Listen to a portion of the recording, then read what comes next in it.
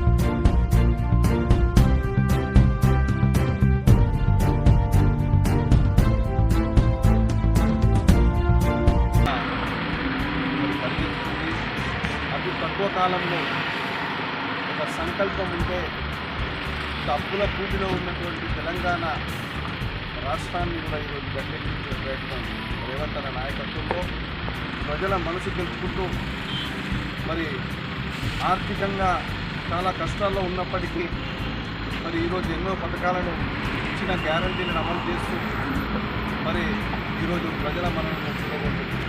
ఈరోజు కాసాయిపేట మండలంలో మండల పార్టీ అధ్యక్షుడు శ్రీకాంత్ నాగరెడ్డి ఆధ్వర్యంలో మరి సీనియర్ నాయకులు అందరి సమన్వయంతో ఈరోజు మండల వ్యాప్తంగా ఈరోజు మరి ఇందిరమ్మ ఇళ్లను అందరినీ కూడా సందర్శించడం జరిగింది.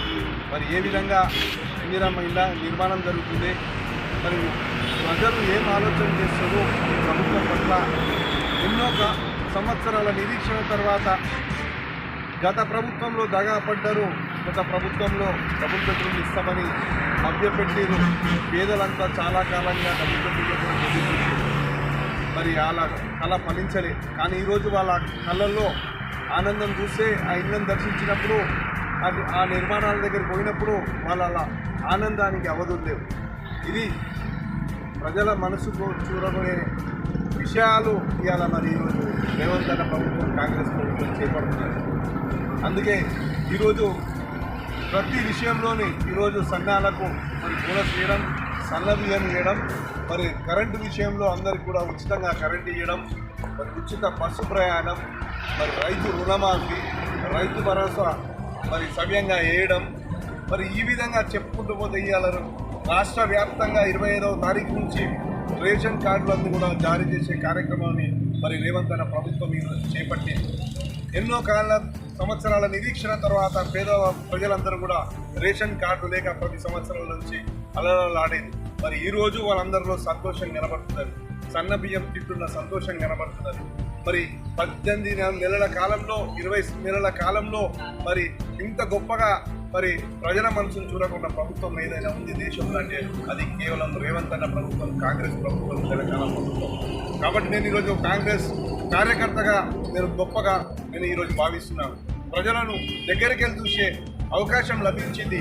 మరి ఈ పథకాలను కూడా దగ్గర వాళ్ళకి ఇచ్చే అవకాశం నాకు లభించినందుకు నేను కూడా రేవంత్ అన్నకు, కాంగ్రెస్ ప్రభుత్వానికి నేను కృతజ్ఞతలు తెలుపుతున్నాను.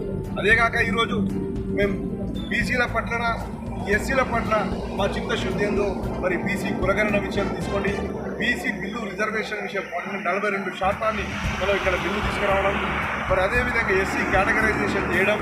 మరి ఈరోజు మీకు అందరికీ తెలుసు రేవంత్ అన్న 24వ తారీఖు నాడు ఢిల్లీలో మరి సమావేశం నిర్వహించబోతున్నారు.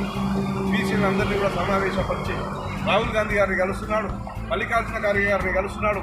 పార్లమెంట్లో కూడా ఈ బీసీ బిల్లుకు మద్దతు కూడగట్టేటందుకు దేశవ్యాప్తంగా కూడా మద్దతును కూడగట్టేందుకు ప్రయత్నాలు కొనసాగిస్తున్నాడు రేవంత్ అన్న. మరి ఈ విధంగా చూస్తే దేశవ్యాప్తంగా కూడా కాంగ్రెస్ మరి బీసీ రిజర్వేషన్లు తీసుకురావాలి, బీసీ బిల్లులకు మద్దతు ఇవ్వాలని మరి ఈరోజు ఎంతో సంకల్పంతో ముందుకెళ్తున్నారు. నిన్న ఇక్కడి శాసనసభ్యురాలు మాట్లాడుతూ ఆమెకి ఏం అవగాహన ఉందో నాకు అర్థమైతలేదు. ఒక్కసారి